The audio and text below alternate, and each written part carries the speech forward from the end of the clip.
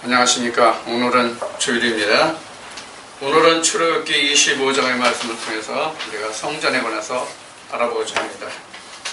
출애굽기 25장 구약성경 120쪽 구약성경 120쪽 출애굽기 20장 10절 한 절 말씀을 보겠습니다.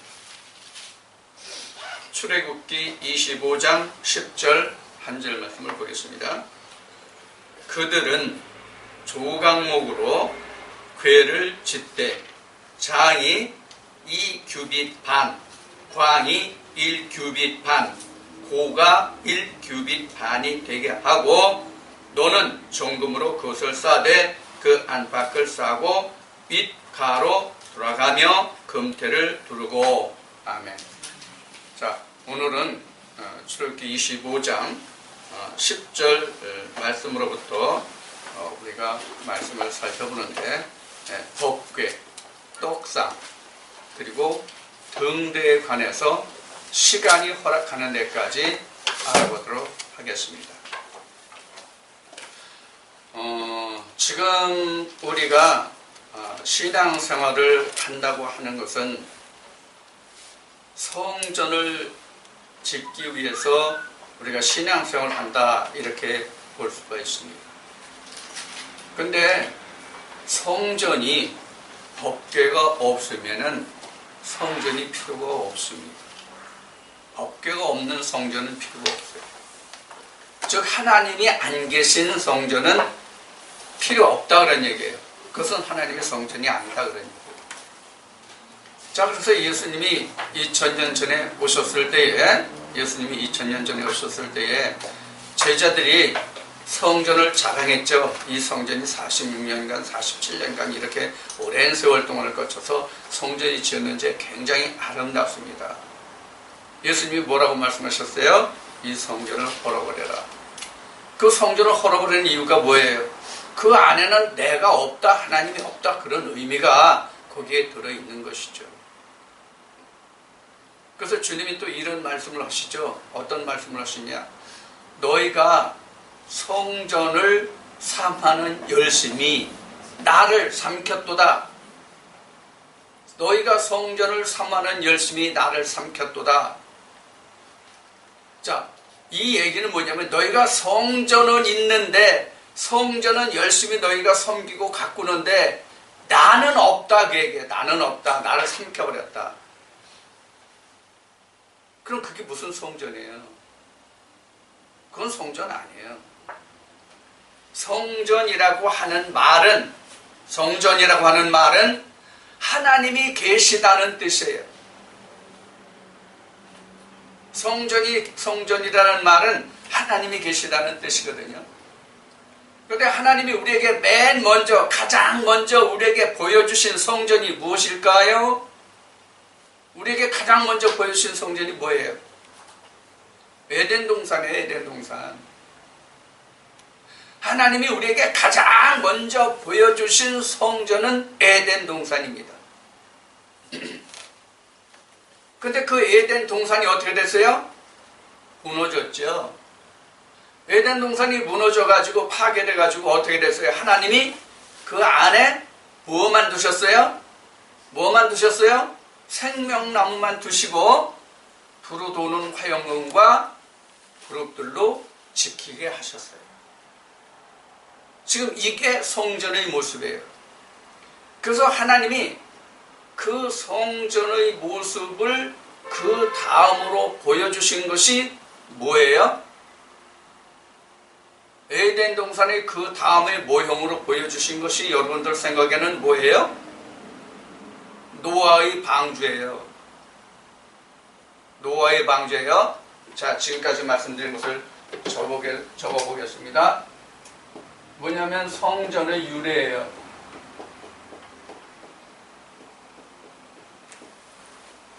성전의 유래예요. 성전의 유래는 맨 먼저는 에덴 동산, 그 다음에 보여주신 것이 노아의 방주예요. 자, 이렇게 에덴 동산 노아의 방주 이렇게 보여주셨어요. 자, 노아의 방주의 다음에는 하나님이 무엇으로 에덴 동산을 보여주셨어요? 그 다음에 보여주신 에덴 동산이 뭐예요? 오늘 여러분들과 알아보고자 하는 성막이에요. 오늘 성막 중에서 지금 법궤와 떡상과 등대 이렇게를 알아보려고 그래요. 등대를 이렇게 알아보려고 그래요. 여러분들 노아의 방주를 여러분들 창세기 6장에서 9장까지 자세히 보셨어요. 그 다음에 성막은 여러분들에게 별도로 말씀드린 적이 없습니다. 오늘 처음 말씀을 드리려고 그래요. 그 다음에 이 성막 다음에 있었던 것이 뭐예요? 성막 다음에 있었던 것이 뭐예요? 솔로몬의 성전이에요. 솔로몬의 성전이에요. 그 다음에 하나님이 우리에게 보여주신 성전이 뭐예요? 그 다음에 우리에게 보여주신 하나님이 우리에게 보여주신 성전이 뭐예요? 마지막 성전.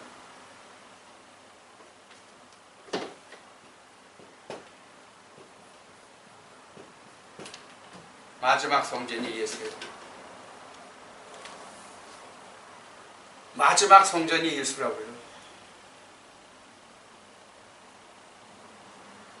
마지막 성전이 예수인데 마지막 성전이 창세기 뭐예요? 생명나무예요. 두루 도는 화영검과 그룹들로 지키게 하신 에덴 동산이에요. 그게 바로 예수 그리스도의 실체예요. 그런데 하나님이 어떻게 보여주셨냐면 2번, 3번, 4번으로 1번이 완성되는 5번까지를 나타내 주신 거예요. 다시 말씀드려요. 1번 에덴 동산에 생명나무에 그 나무를, 에덴 동산에 생명나무를 두시고 두루 도는 화영검과 그룹들로 지키게 하셨죠. 그게 곧 뭐냐면 예수 그리스도란 말이에요. 즉 창세기 3장의 에덴 동산에 두루 도는 화영검과 그룹으로 지키게 계신 그 생명나무가 바로 우리가 현재 배우는, 현재 알고자 하는 예수 그리스도신데, 그 예수 그리스도를 노아 때는 방주로 보여주셨고, 모세 때 성막으로 보여주셨고, 솔로몬 때에 그것을 성전으로 보여주셨다, 그런 얘기예요. 자, 그러면 이 방주의 이름이 뭐예요? 방주의 이름이 아크예요. 방주의 이름이 아크라고 그래요. 방주의 이름이 아크예요. 그러면 지금 성막과 성전이 있는데 이 성전을 보면 우리가 잘 아는 바와 같이 지성소가 있고 성소가 있고 성전뜰이 있어요. 이 법궤가 어디 있어요? 법궤가 지성소에 있어요. 떡상하고 등대는 어디 있어요? 성소에 있어요. 그러면 이 셋을 합해서 오늘날 우리가 말하면 이것을 교회라고 그러거든요. 그러면 방주가 바로 교회의 의미이거든요. 방주가 교회의 의미인데, 방주가 아크고 아크가 이제 그러므로 교회의 의미인데, 그럼 이 세 가지 우리가 알고 있는 이 세 가지 지성소, 성소, 뜰, 지금은 이렇지 않고 지금 성소와 지성소가 하나 돼서 이것이 없지만 이게 휘장이었잖아요. 가운데가 이게 휘장이었거든요. 이게 휘장이었는데 이 부분이 휘장이었는데 지금은 휘장이 없고 성소와 지성소가 하나가 됐잖아요. 그러니까 지금 여러분들이 제가 서 있는 곳에 이 앞에 휘장이 쳐져 있어야 되는데 지금 휘장이 쳐 있질 않단 말이에요. 예수님이 이것을 파하셨죠. 그래서 오늘날은 이 휘장이 없고 성소와 지성소가 지금 하나가 됐단 말이에요. 그러면 실제 지성소, 성소, 뜰 이렇게 되어 있는데 이 지성소에서는 법궤가 있고 성소에서는 상과 등대가 있다고 그래서요. 상과 등대가 있으면 불을 밝히고 떡을 먹는 자리가 바로 등대와 상과 등대가 있는 곳이에요. 그러면 이 세 가지를 합해서 우리는 교회라고 그러는데 여기서 교회가 어디예요? 실제로는 이 세 그림상에서 교회가 어디예요? 세 그림상에서 교회가 어디예요? 이 지성소가 교회예요. 지성소만. 이게 아크예요. 이 아크라는 얘기가 바로 뭐냐면 법궤라는 뜻이에요. 법궤. 아크가 법궤예요. 그러니까 법궤가 있어야 교회가 성립이 된다는 얘기예요. 사람이 있어서 교회가 되는 게 아니란 말이에요. 사람 많이 모아졌다고 해서 교회가 아니란 말이에요. 여러분들이 한 명도 없어도 그곳에 하나님이 계시면 그곳이 교회라 그런 얘기예요. 자, 그러면 이 말의 뜻을 따라서 지금 발표한 이 말의 뜻을 따라서 오늘 여러분들과 함께 알아보고자 하는 법궤를 살펴보고자 해요. 법궤를 오늘 그래서 살펴보고자 하는 거예요. 자, 지금 이 얘기는 이제 다 여러분들이 이해하셨을 거라고 보고 오늘 이제 법궤를 봅니다. 법궤를 봅니다. 출애굽기 25장에 보면은 1절로부터 9절까지는 이스라엘 백성들로 하여금 그 예물을 내라고 해라. 그래서 자기가 기뻐 내는 것으로 너희는 받으라. 근데 그들이 내야 할 것은 이러이러한 것이다 라고 설명이 출애굽기 25장 1절부터 9절까지 설명이 됩니다. 그래서 1절로부터 9절까지 이스라엘 백성들이 기뻐 즐겨 낸 그것을 받아서 25장 10절부터 시작을 하는데 하나님의 성구를 시작하는데 맨 먼저 나오는 게 뭐냐면 법궤예요. 법궤. 법궤. 이 법궤는 방금 말씀드린 바와 같이 아크입니다. 이것도 V자로 골라 다시 쓰겠습니다. R자입니다. 아크입니다. 이게 법궤예요. 노아의 홍수 심판 때에서는 방주가 법궤예요.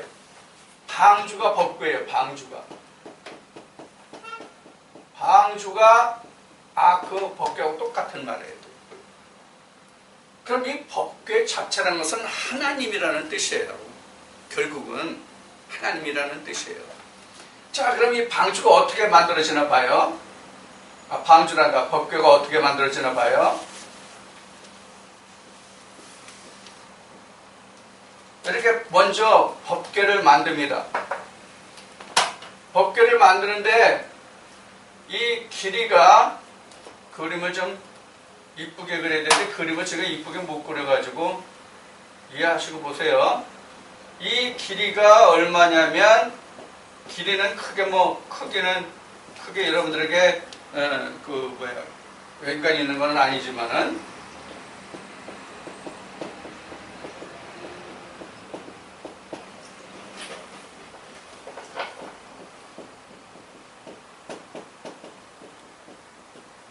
자, 길이가 2.5 큐빗.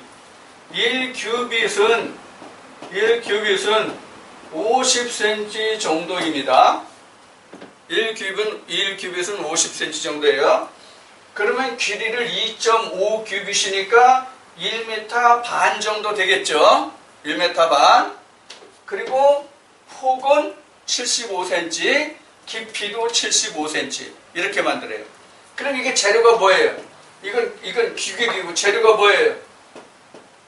재료 조각목 여러분들 조각목이 뭔지 알아요?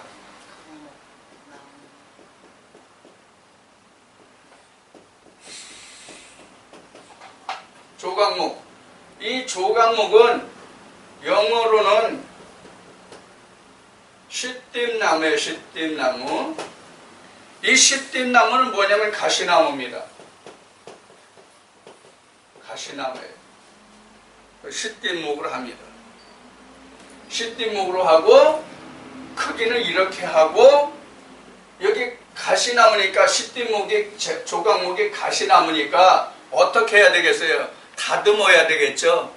다듬어야 그 위에 금을 입히라고 그랬으니까 그 위에 금을 입히라고 했으니까 이렇게 만들고 조각목에 금을 입히라고 했으니까 껍질을 벗기고 가시를 다 벗겨내고 껍질을 벗기고 다듬어야만 면을 평평하게 해야만 금을 입힐 수 있을 거 아니에요. 이 나무 표면에다가 금을 입힌다는 것이 그렇게 쉬운 얘기가 아닙니다. 이게 금속에 금붙이를 붙이는 건 쉬운 일이지만 나무에다 금을 입힌다는 것은 여간 어려운 얘기가 아닙니다. 그러니까 이때 당시에 이 기술이 어느 정도 발달했는가 하는 것을 우리가 알 수 있어요. 자, 이렇게 조각목, 시띠목으로 해서 이런 크기로 만드는데 이것을 안과 밖에 딱 금을 입혀라 그랬어요. 안과 밖에 금을 입혀라 그랬어요. 안과 밖에 금을 입히고 맨 위에는 금태를 다시 둘러라. 맨 위에는 이렇게 얼만지는 얘기가 없어요. 성경에 얼만지는 없지만 맨 위에 테두리에는 금을 입혀라. 금을 입혀라. 그 다음에 금을 입히고 고리를 4개를 만들어라. 고리를. 그리고 멜체를 만들어라. 멜체. 재료는 전부 다 뭐냐? 조각목이에요. 가시나무예요. 그리고 이 멜체와 이 고리도 다 뭐로 하냐? 금으로 만들어라. 금도 무슨 금이냐? 정금이에요. 희경아, 정금이라는 뜻이 뭐야? 정금이라는 뜻이 뭐야? 순금이라는 뜻이에요. 순금. 순금. 우리가 세상에서 순금의 정도가 얼마예요? 세상에서 순금의 정도가 얼마예요? 99.99%죠. 99.99%인데 이렇게 순금으로 정금으로 이렇게 만들라 그런 얘기예요. 이렇게 정금으로 만들라. 그래서 이제 앞으로 이제 이 시간에 이제 공부하겠지만은 하나님의 성전에 들어가는 모든 나무의 재료는 어떤 나무냐면 반드시 조각목, 시띠목입니다. 가시가 있는 나무입니다. 등대를 뺀 나머지 나무가 들어가는 목재는 성전 바닥에 이르기까지 모두가 다 뭐냐면 조각목이에요. 시띠나무예요. 그러면 하나님이 왜 조각목을 사용하게 하셨을까 하는 일입니다. 하나님이 왜 그 수많은 좋은 나무들이 있음에도 불구하고 조각목을 사용하게 하셨을까? 조각목이라는 게 과연 무엇이냐? 여러분들이 사무엘이나 열왕기 말씀에서 보면 솔로몬 성전과 그 솔로몬 왕궁을 짓습니다. 그때 사용된 제목이 여러분들 어떤 제목이었죠? 어떤 제목이었습니까? 백향목이었어요. 백향목. 이렇게 아름다운 백향목으로 그 상하궁을 지었잖아요. 그들이 아름다운 상하궁을 지었잖아요. 그런데 왜 하나님은 굳이 하나님의 성전임에 불구하고 더 좋은 나무가 있는데도 불구하고 왜 그 보잘것없는 가시나무를, 시띠나무를 그 귀한 하나님이 그 자리에 들어가실 하나님의 옷이라고 할 수 있는 법궤를 왜 조각목으로 만드셨을까? 돌판이 법궤 안에 그 안에 들어가니까 돌판이 하나님이 여기에 이렇게 넣으라고 그러시거든요. 2장을. 돌판을 여기에 넣으라고 말씀하신다 하나님이. 그럼 하나님이 입으신 옷이잖아요. 하나님의 자리잖아요. 법궤가. 근데 하나님이 왜 백향목 같은 좋은 나무도 두고, 아니면 노아가 방주를 질 때는 뭐를 했죠? 노아 방주를 질 때 노아 방주의 재료가 뭐였어요? 나무가 잣나무였어요. 고페르라고 해서 잣나무였어요. 여기는 십잎나무지만은 고페르라고 해서 잣나무였어요. 잣나무로 짓고 거기에 역청을 발랐잖아요. 기름을 상하지 못하도록, 물이 침범하지 못하도록. 세상의 물이죠.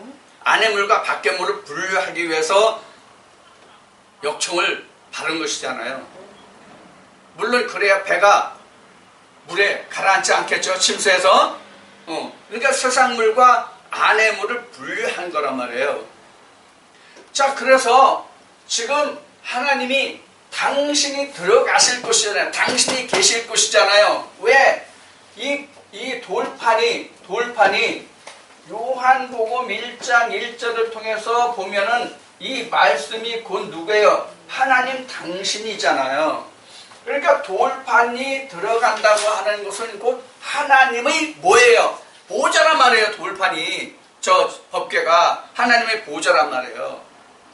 근데 하나님의 보좌임에도 불구하고 그 수많은 많은 재료들이 있는데도 불구하고 왜 하필이면 가시가 돋친 조각목을 깎아 다듬어서 거기에 금을 입히라고 하셨냐는 얘기예요. 여러분들 생각나는 게 뭐가 있습니까? 왜 그러셨는지, 하나님 왜 그러셨는지 여러분들 생각나는 게 뭐가 있습니까? 창세기 3장으로 갑시다. 창세기 3장.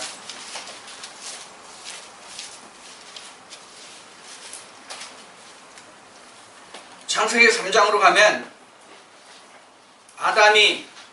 하와가 뱀의 꼬임을 받아서 하나님의 창세기 2장에서 에덴 동산에 있는 중앙에 있는 선악나무 열매는 너희가 먹지 마라. 먹는 날은 정령 죽으리라 그랬어요. 근데 뱀의 꼬임에 의해서 생명나무 열매를 하와가 따먹게 되죠.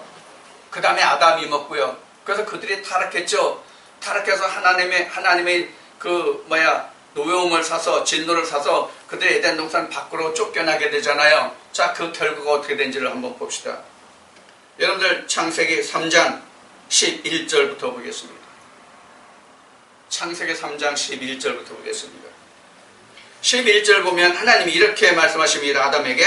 아담에게 이르시되, 하나님이 말씀하시되, 아담에게 하나님이 말을 하시되, 네가 네 아내의 말을 듣고, 즉 이샤 하와의 말을 듣고 내가 너더러 먹지 말라 한 나무 실과를 먹었은즉 땅은 너로 인하여 저주를 받고 너는 종신토록 수고하여야 그 소산을 먹으리라. 땅이 네게 가시덤불과 엉겅퀴를 낼 것이라. 너희 먹을 것은 밭의 채소인즉. 이렇게 나왔어요. 땅이 뭐를 낸다? 땅이 뭐를 낸다고 되어 있어요? 가시와 엉겅퀴를 낸다. 땅이 가시와 엉겅퀴를 낸다. 그럼 이 땅이 뭡니까? 땅이 뭘 말합니까?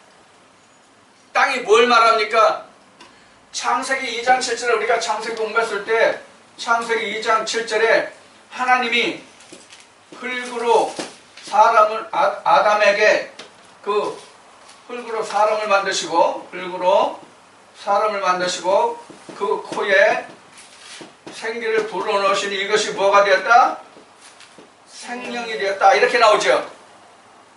이 흙이잖아요. 이 흙. 이게 땅이란 말이에요. 땅. 그러니까 뭐예요? 우리 육체를 말하는 우리 육체. 우리 육체가 하나님이 따먹지 말라 한 선악과를 따먹었기 때문에 우리가 가시와 엉겅퀴를 낸다 그런 얘기예요. 우리가 내가 모든 사람이 가시와 엉겅퀴를 낸다 그런 얘기예요. 그러면은 하나님이 여기에서 굳이 조각목, 십잎목, 가시와 엉겅퀴가 나는 나무를 택했다는 뜻이 뭐예요? 인생을 택했다는 얘기예요. 인생을, 사람을. 실제 나무를 의미하는 게 아니란 말이에요. 그때 당시에 실제로 나무로 했지만은, 시띠목으로 했지만은, 이 의미는 실제 무엇을 두고 말씀하시냐면, 사람들을 두고 한단 말이에요. 가시와 엉겅퀴를 내는 사람을. 그래서 다시 봅시다. 창세기 다시 봅시다. 창세기 3장 다시. 그래서 하나님이 이 가시와 엉겅퀴를 내는 사람을 인해서 뭐라고 말씀하셨냐면, 몇 절을 보시냐면, 여러분들이 23절을 봐주시기 바랍니다. 3장 23절. 3장 23절. 23절. 여호와 하나님이 에덴 동산에서 그 사람을 내어 보내어 그의 근본된 토지를 갈게 하시니라. 무엇 때문에 근본된 토지를 갈게 하신 거예요? 무엇 때문에 근본된 토지를 갈게 하셨습니까? 가시와 엉겅퀴 때문에. 선악과를 따먹고 가시와 엉겅퀴를 내니까 내가 땅을 두루 파야 내가 먹고 살리라. 그러니까 근본된 내 땅을 가르라. 가시와 엉겅퀴를 내는 그 내 땅을 가르라. 그런 얘기란 말이에요. 이해가 되십니까? 그러니까 모든 인생들은 내게 가시와 엉겅퀴가 있다는 것을 알아야 돼요.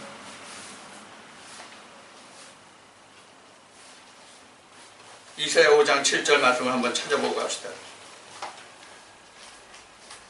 이사야 5장 7절.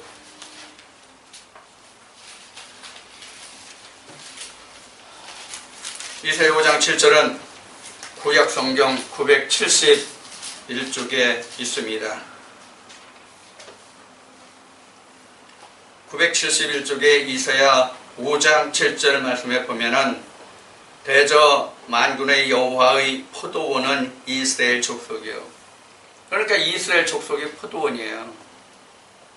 그냥 뭐 요새 포도 한참 맛있는 거 많이 나오죠? 그 포도원 얘기하는 게 아니에요. 포도원, 하나님의 백성 이스라엘이요. 그의 기뻐하시는 나무는 유다 사람이라. 그러니까 포도원에 있는 이스라엘 백성들이 바로 뭐야? 나무다 그런 얘기예요. 즉 뭐예요? 하나님의 백성을 말하는 거예요. 하나님의 백성을 말하는 거예요. 그래서 여러분들 마태복음 13장에서 여러분들 제가 수없이 말씀드렸던 씨 뿌리는 자에 비유해서 그 주님이 밭의 종류를 4가지로 말씀하시죠. 응? 옥토, 돌밭, 가시덤불, 엉겅퀴 이렇게 말씀하시죠. 그 말씀을 말씀을 여러분들 한번 찾아봅시다. 마태복음 13장 21절 한번 찾아봅시다. 20절로부터 볼까요? 마태복음 13장 20절로부터. 마태복음 13장 20절로부터. 돌밭에 뿌리웠다는 것은 말씀을 듣고 즉시 기쁨으로 받되 그 속에 뿌리가 없어 잠시 견디다가 말씀을 인하여 환난이나 핍박이 일어나는 때에는 곧 넘어지는 자요. 22절에 가시떨기에 뿌리웠다는 것은 말씀을 들으나 세상의 염려와 재리의 그 유혹에 말씀이 막혀 결실치 못하는 자요. 그럼 이게 땅이 실제 땅입니까? 우리 마음을 두고 얘기하시잖아요. 우리 마음에서 이렇게 세상의 재리와 염려를 인해서 가시가 난단 말이에요. 엉겅퀴가 난단 말이에요. 그러니까 하나님의 말씀이 우리 속에서 자랄 수가 있느냐 말이에요. 그래서 하나님이 뭐라고 말씀하시는 거예요? 법궤를 만들되, 즉 법궤를 내 마음에 만들되 이런 말이란 말이에요. 다시 얘기하면 법궤를 내 마음에 만들되, 즉 내가 내 안에 들어가기를 원하니까 내 마음에 법궤를 만들되 모든 가시를 제하고 거기에 금을 입혀라. 그럼 금이 뭐예요? 금이 하나님 말씀이잖아요. 금이 하나님 말씀이잖아요. 자, 우리 요한계시록 한번 봅시다. 아시아 7교회에 하나님이 편지하실 때 어떻게 편지하시는지를 한번 요한계시록에 한번 봅시다.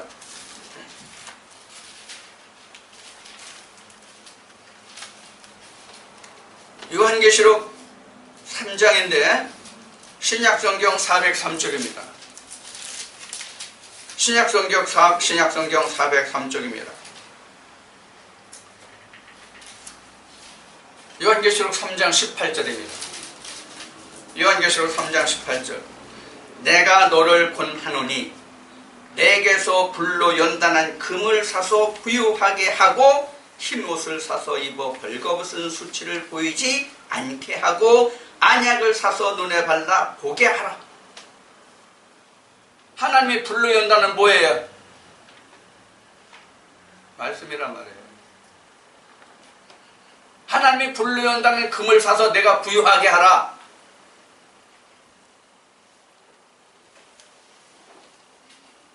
그래서 금은 하나님의 말씀이에요. 금은 하나님의 말씀이라고요. 그래서 지금 이 법궤를 만들 때 좀 이제 많이 뭐 설명하고 그림을 그려서 지저분하니까 좀 다시 지우고 다시 그립시다. 그래서 조각목으로 법궤를 만드는데 그 법궤를 만들 때 금을 입히기 위해서는 모든 가시와 껍질을 완전히 다 제하고 다듬어야 된단 말이에요.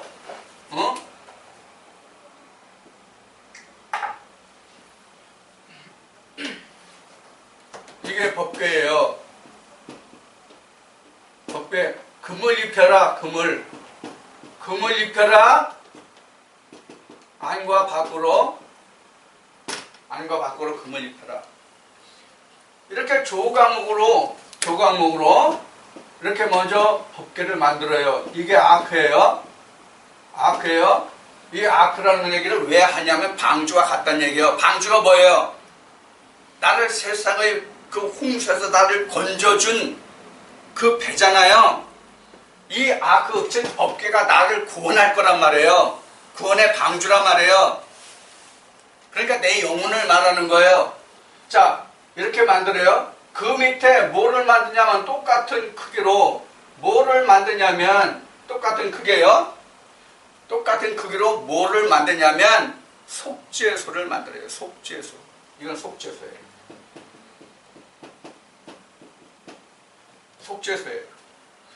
속죄소는 2.5 규빗, 길이가 2.5 규빗, 폭이 1.5 규빗이에요. 똑같아요. 깊이만 없어요. 두께는 얼마인지 나와 있지 않아요. 성경에는. 이렇게 이거는 순금으로 만들어요. 순금으로. 속죄소를 이렇게 만들어요. 속죄소를 이렇게 만들고 여기다가 다시 뭐를 만드냐면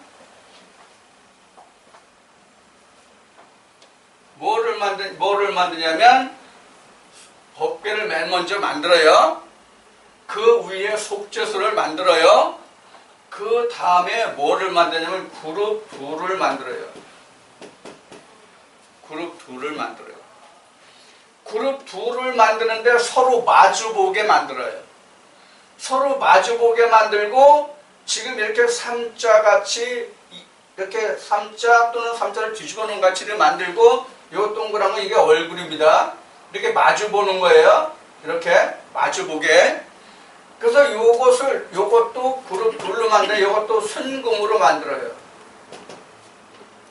순금으로 만드는데 이것도 어떤 금형 있죠? 여러분들 금형 알죠?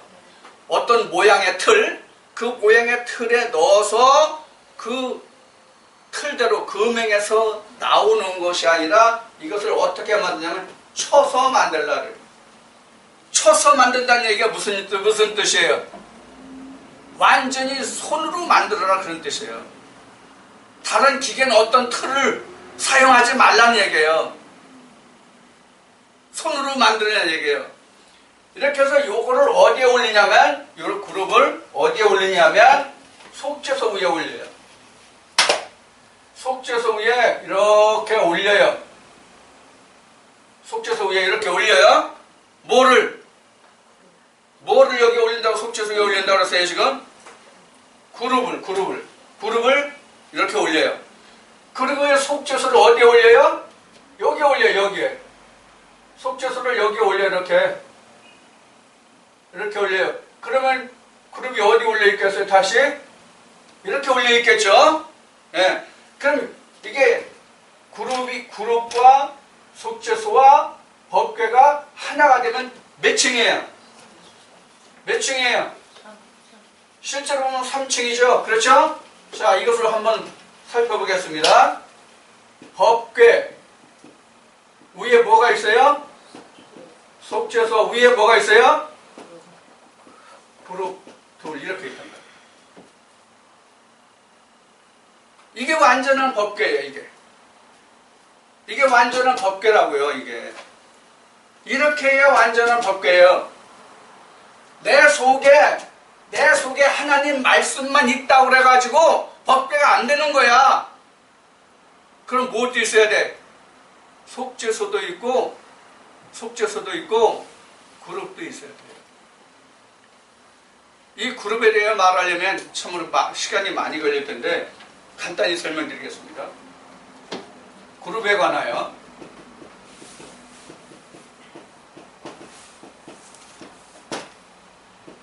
이 그룹은 맨 먼저 어디 나왔어요? 그룹은 맨 먼저 어디 나왔어요? 창세기에 나왔어요. 조금 전에 창세기. 뭐에?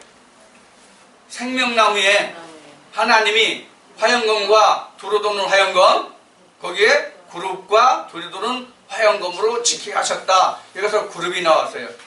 이 그룹에 관하여 나온 것은 첫째로 나온 것은 창세기 3장, 그 다음에 그룹에 대해 나온 것은 에스겔 1장.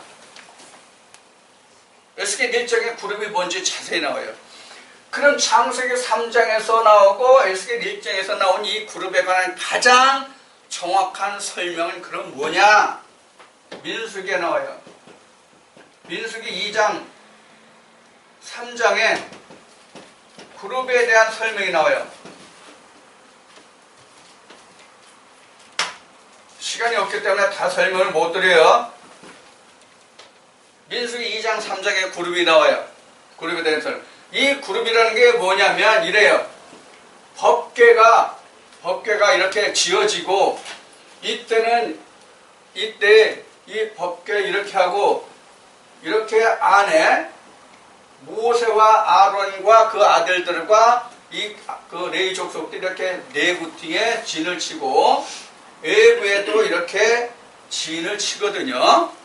진을 쳐요. 그래서 세 지파씩 여기도 세 지파, 여기도 세 지파, 여기도 세 지파, 이렇게요. 여기는 4명씩이에요. 그렇죠? 3명씩이에요. 3명씩. 그럼 합이 뭐예요? 12. 여기도 합이 얼마예요? 12. 이렇게 되는 거예요. 12 이렇게 되는 거예요. 요것들이 뭐냐면 지금 화영검이에요. 여기가 그룹이에요. 이게 그룹이에요. 요 안에가 그룹이고, 요 안에가 어디 가서 지우게. 요 안에가 화영검이고 하나님 말씀 화영검이고요. 여기가 그룹이에요. 이게 그룹들이에요.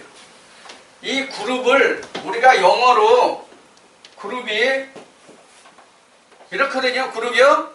이 그룹 아니에요. 여기 나오는 그룹은 이게 아니고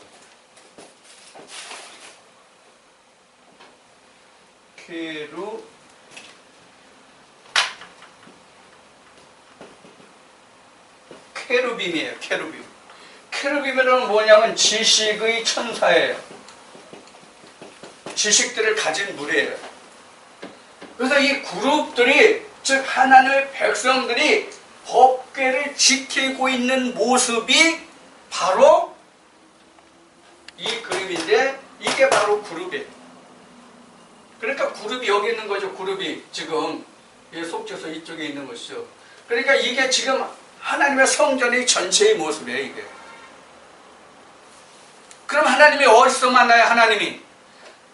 하나님이 모세를 어디서 만나요? 모세가 지성소에 법궤가 있다고 그랬죠. 법궤가 지성소에 있다고 그랬는데, 그러면은 모세가 하나님을 만날 때, 하나님을 만난다는 얘기는 뭘 만나는 거예요? 말씀을 보는 거잖아요. 법궤 돌판을 보는 거잖아요. 그럼 실제 모세는 이 갈 때, 하나님 앞에 들어갔을 때, 지성소에 들어갔을 때, 속죄소 뚜껑을 열고, 즉 저기 두 그룹과 시온자 뚜껑을 열고 돌판을 보았을까요? 그렇지 않아요. 우리 성경을 봅시다. 출애굽기 25장.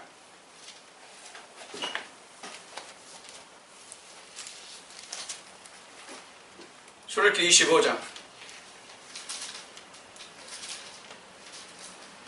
어디서 보냐면 21절부터 봅시다. 출애굽기 25장 21절부터. 출애굽기 25장 21절부터 속죄소를 판 위에 얹고, 속죄소를 궤 위에 얹고, 즉 법궤 위에 얹고, 좀 전에 얘기했죠. 밑에 사각판 그랬던 거, 판을, 속죄소를 법궤 위에, 궤 위에 올려놓고, 21절이에요. 위에 올려놓고, 내가 네게 줄 증거 판을 궤 속에 넣어라. 궤 속에 넣어라.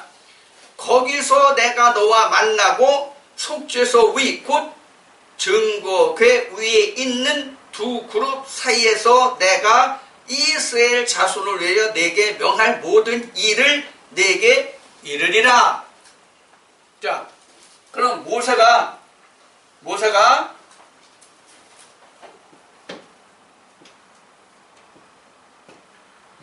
지성소에 들어갔어요. 모세가 여기 있어. 이게 모세야. 모세가 지성소에 들어갔어요. 모세가 지성소에서 하나님을 만났다는 것은 지금 어디에 가 있는 거예요? 어디에 가 있는 거예요? 그룹 앞에 가 있는 거예요. 그룹 앞에. 그룹 앞에 가 있는 거예요. 그룹 앞에. 법궤를 열고, 법궤 뚜껑을 열고 돌판을 보는 게 아니라, 이 말씀과 같이 하나님이 이 두 그룹 사이에서 말씀하시다. 이 두 그룹 사이에서. 그럼 이 두 그룹이 후에 이스라엘 백성들에게 나타난 게 뭐예요? 두 그룹을 하나님이 이스라엘 백성들에게 두 그룹을 보여주신 게 뭐예요?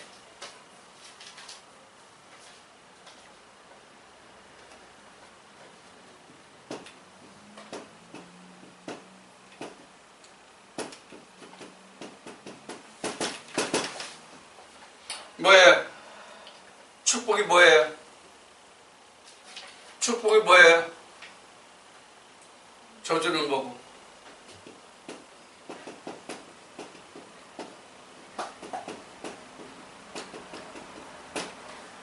이거와 같은 의미예요. 하나님이 이스라엘 백성들을 12지파를 둘로 나눠 놓고, 적자와 서자예요. 정확하게 따지면. 근데 적자인데도 불구하고 르우벤은 자기 그 계모와 그 성관계를 가졌으므로 저주를 받아서 적자에 들어가지 못하고 서자에 속해서 그리심산에 서지 못하고 에발산에 섰어요. 장자의 책무를 받지 못했어요. 그럼 축복과 저주가 뭐예요, 과연? 축복과 저주가 뭐예요? 이 두 그룹이 행하는 말씀이 뭐냐고요? 두 그룹의 축복과 저주가 뭐냐고요? 축복은 하나님의 언약의 성취예요. 저주는 뭐예요? 말씀을 떠남이에요. 그래서 신명기 말씀을 보면은 너희가 내가 줄 가나안 땅에 들어가면, 젖과 꿀이 흐르는 땅에 들어가면 너희는 이렇게 지켜라. 그런데 너희는 목이 곱고 강팍해서 쉽게 너희가 나를 떠나리라. 이렇게 말씀하시면서 너희가 내가 너희에게 이른 말을 지키면 복이 영원히 갈 것이요. 이게 축복이에요. 그렇지 않으면 너희에게 저주가 천대까지 가리라. 이거 마찬가지예요. 영원히 대대 이르리라. 이게 시온자에서 하는 얘기예요. 이게 두 그룹이에요. 요한계시록은 두 중이네요. 이 두 그룹이라는 것은 그러니까 실제로 뭘 말하냐면 율법과 진리예요. 이게 두 언약이잖아요. 그 두 사이에서 하나님의 복과 저주가 나오잖아요.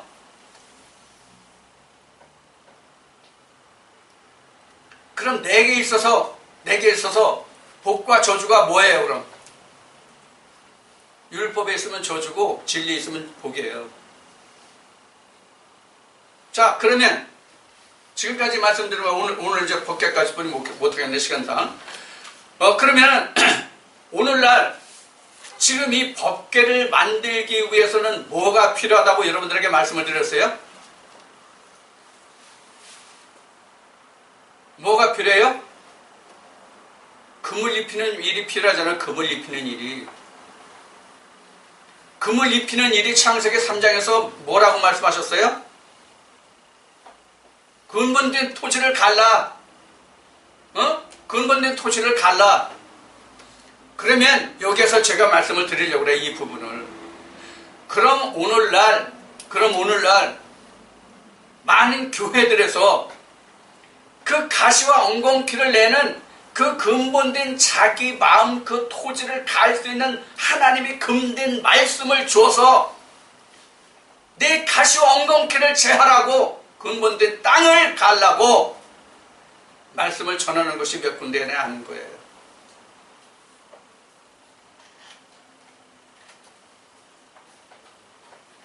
내 마음이 성전이고 내 마음속에 하나님이 있다고 말하면서 내 마음에 있고 내 마음에 있는 성전을 진짜 하나님의 성전 되게 하는 그 일을 하게 하느냐 하는 얘기예요.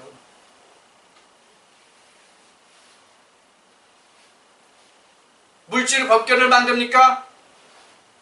교회 헌신 봉사하는 게 법궤를 만듭니까? 목사 말 잘 듣고 비위 맞춰주는 게 법궤를 만든 거니까?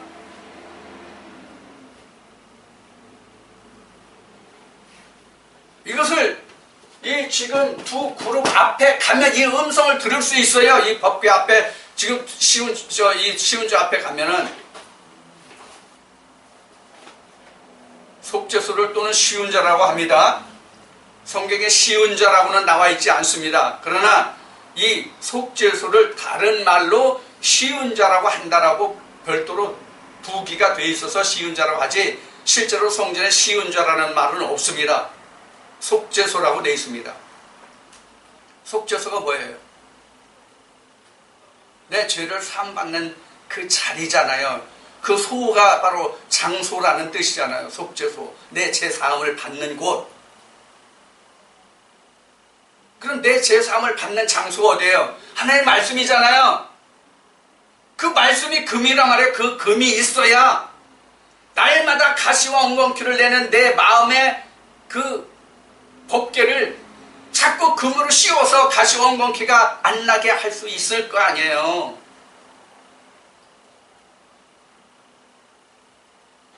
이게 뭐예요? 연단이에요. 채찍이에요. 우리나라 세상에서 군대나 사회나 국회에서나 많은 사람들이 문제를 일으키는 게 바로 뭡니까? 이 가시와 엉겅퀴를 제하지 못하기 때문에 그래요. 가시와 엉겅퀴를 제할 수 있는 하나님의 금된 말씀이 있어봐요. 그렇게 하지도 않을 뿐만 아니라 그렇게 했어도 자기가 잘못했다고 바른데도 나와요. 왜 뒷꿈으로 빠지고 도망다니고 나는 아니라고 그래? 세상이나 교회나 지금 똑같단 말이에요. 다를 게 하나도 없어요. 여러분들 지금 마음속에는 지금 여러분들과 함께 나눈 이 말씀과 같이 법궤가 이루어지고 있습니까? 제가 여러분들에게 드리는 말씀을 통해서 하나님의 말씀이 금이 되어서 여러분들 마음에 엉겅퀴와 가시가 나는 그 마음을 다스릴 수 있는 금으로 입혀주고 있습니까?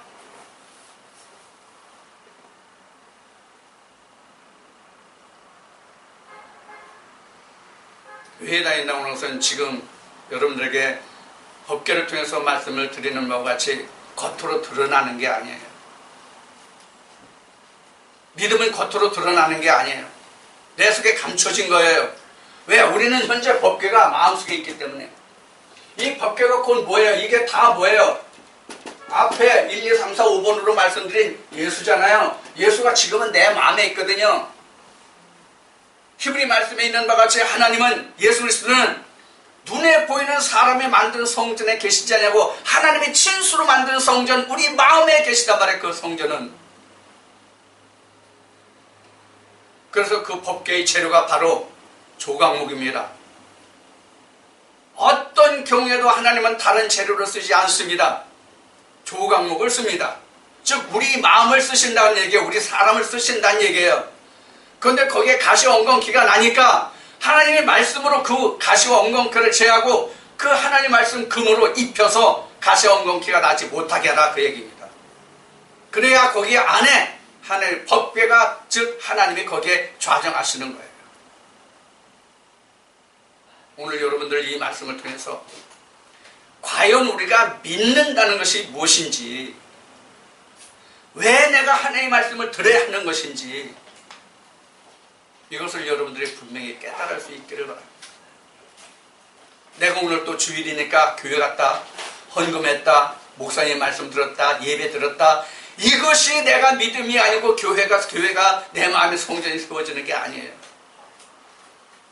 그 말씀을 듣고 내 마음의 법궤에 금을 칠해야 된단 말이에요. 금을 자꾸 칠해서 발라야 된단 말이에요.